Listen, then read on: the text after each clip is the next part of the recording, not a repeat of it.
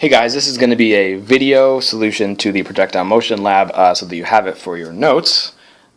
This is the initial velocity. Recall that we were rolling balls off the table. We wanted to find out how far from the table they landed, and we also knew the height of the table just by measuring.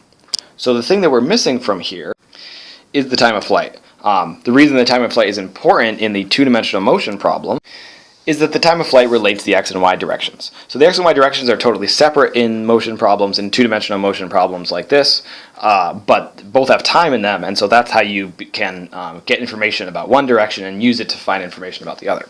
I also want to put a coordinate system on here to be totally clear.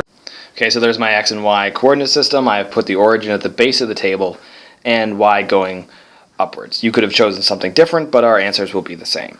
So let's first start with the kinematic equation. I'm going to start with the kinematic equation in the vertical direction because I know the most things. I know what the height is, essentially. So that's here. And so now I just need to put in the right values for this.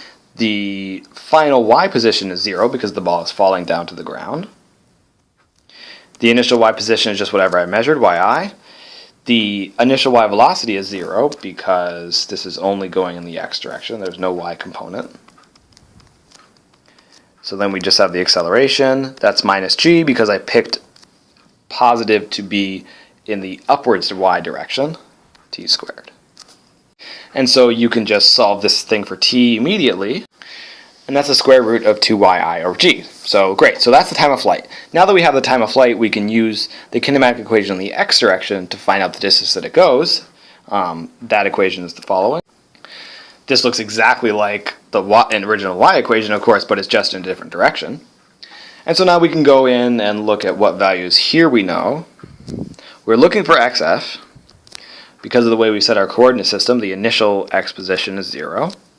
The initial x velocity is our velocity up there. So I'm just going to write v0. That's whatever the velocity we left the table at times t.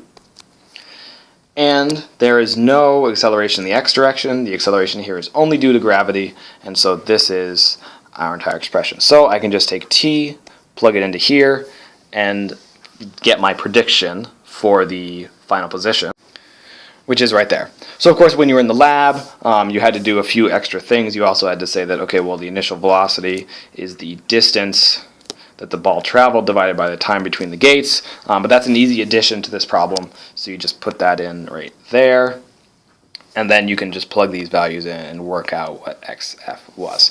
So that is all the math that I was looking for on this lab, and this is also just a basic projectile motion problem, similar to what we would do in class or on an exam. Okay, thank you guys.